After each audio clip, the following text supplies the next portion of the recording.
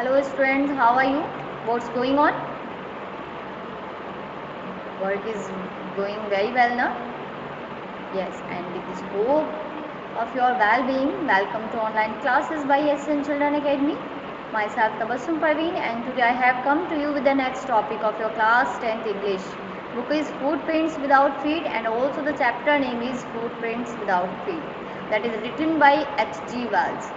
ये जो आज हमारा चैप्टर है ये हमारा फुटप्रिंट से लिया हुआ है और ये हमारे H.G. वेल्स द्वारा लिखा हुआ है। इस चैप्टर में आज एक एक्सेंट्रिक साइंटिस्ट के बारे में बात की जा रही है हुज नेम इज़ ग्रिफिन, जिसका नाम ग्रिफिन है। एक साइंटिस्ट है जिसने एक आइडिया डेवलप किया है, एक आइडिया इन्वेंट किया है और उसका एक्सपेरिमेंट उन्होंने अपने ऊपर ही किया है और उस एक्सपेरिमेंट का, उस आइडिया का उन्होंने मिसयूज़ किया दूसरे लोगों को परेशान करने में। तो आइए देखते हैं कैसे बता सकते हैं कि जो ग्रिफिन है वो एक ब्रिलियंट साइंटिस्ट है, लेकिन साथ साथ वो एक लॉलेस पर्सन भी है क्योंकि उन्होंने अपने इन्वेंशंस का मिसयूज़ किया ओनली दूसरों को परेशान करने के लिए। तो देखते हैं।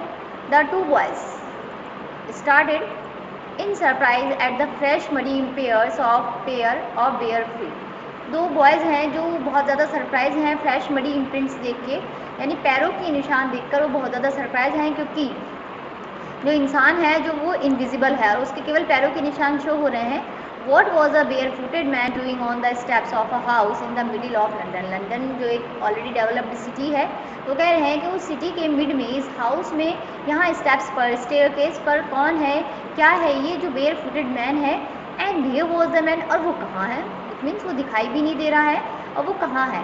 एज दे गेट, जब वो ध्यान से देखते हैं, a remarkable sight met their eyes, उन्हें दिखाई देती है और fresh foot mark appear from, यानी अभी जो उन्होंने देखे वो थोड़े पिछले फुट मार्क्स थे, लेकिन अब जो देख रहे हैं कि फ्रेश फुट मार्क है, ऐसा लग रहा है जैसे कोई है जो उनके आगे चल रहा है और फ्रेश फुट मार्क शो कर रहा है।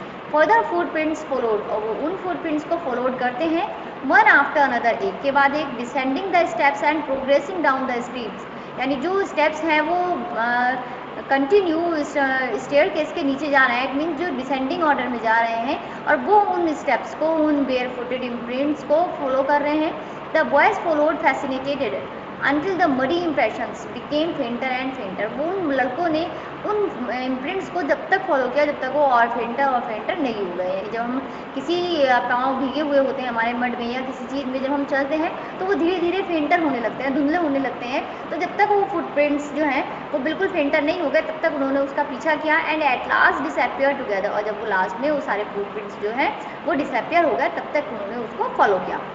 The explanation of the mystery was really simple, ये जो इंसिडेंट है कि वो कहाँ से फुटप्रिंट्स आए उसकी जो एक्सप्लेनेशन है बिल्कुल सिंपल है। आगे बता रहे हैं, the bewildered boys had been following a scientist who had just discovered how to make the human body transparent। ये जो बॉयज़ थे उन्होंने उस साइंटिस्ट को फॉलो किया, उसके फुटप्रिंट्स फॉलो किए जिसने अभी एक फार्मूला डिस्कवर किया है ह्यूमन बॉडी को ट्रांसपेरेंट करने का, कैसे ह्यूमन बॉडी इनविजिबल हो सकती है, वो फार्मूला उसने डेवलप किया, इन्वेंट किया और उसका एक्सपेरिमेंट किया।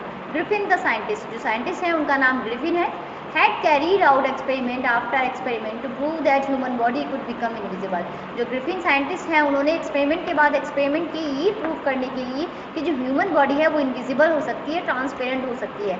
Finally he swallowed certain rare drugs and his body became as transparent as a sheet of glass though it is also remained as solid as glass। Finally उसने उस फार्मूले को डेवलप किया और उसको इन्वेंट भी कर लिया और उस फार्मूले से रिलेटेड जो उसने ड्रग्स बनाई उसको अपनी बॉडी को ट्रांसपेरेंट करने के लिए उस बॉडी का उसने यूज़ किया, यानी उस बॉडी को उसने ले ली, उस ड्रग्स को उसने ले लिया और उस ड्रग्स को लेने के बाद वो क्या बन गए, वो बिल्कुल ट्रांसपेरेंट बन गया जैसे एक शीट ऑफ ग्लास होती है और बिल्कुल इतने सॉलिड जैसे शीट ऑफ ग्लास होती है।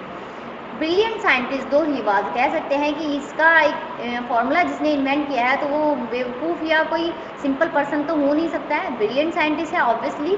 ग्रिफिन ब्रिलियंट साइंटिस्ट दो he was, Griffin was rather lawless person, वो ब्रिलियंट तो थे लेकिन वो एक लॉलेस भी थे, यानी वो सारे रूल्स, वो सारे लॉज जो हम एक सोसाइटी में रहकर, किसी भी एक रेजिमेंट में रहकर फॉलो करते हैं वो उन्होंने फॉलो नहीं किए। लाइक अ साइंटिस्ट जब कोई फार्मूला इन्वेंट करते हैं तो वो पूरी ह्यूमन बीइंग की वेलफेयर के लिए करते हैं, लेकिन यहाँ ग्रिफिन ने जो फार्मूला इन्वेंट किया वो उन्होंने उसका मिसयूज़ किया।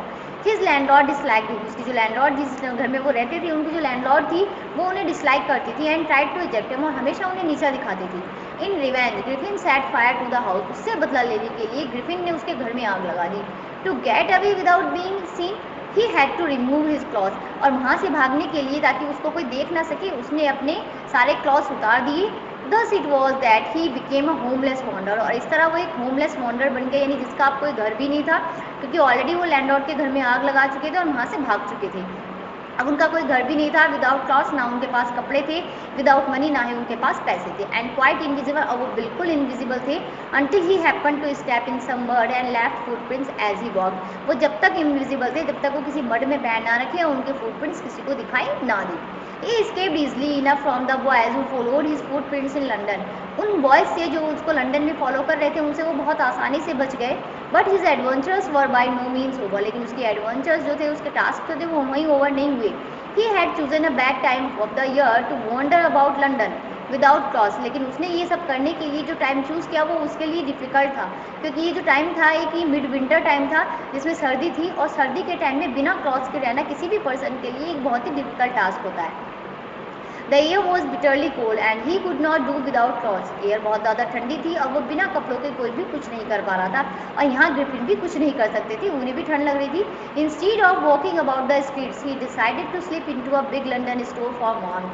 और स्ट्रीट्स में घूमने की बजाय जो ग्रिफिन थे उन्होंने क्या किया, फिर उन्होंने एक लंदन स्टोर में जाना पसंद किया ताकि वो अपने बॉडी को, अपनी जो शरीर था उसको गर्मी दे सके, यानी कुछ पहन कर या उस स्टोर में जाकर, ताकि वहाँ उनको हवा ना लग सके, इसलिए उन्होंने स्ट्रीट्स में घूमने की बजाय लंदन स्टोर में जाना पसंद किया।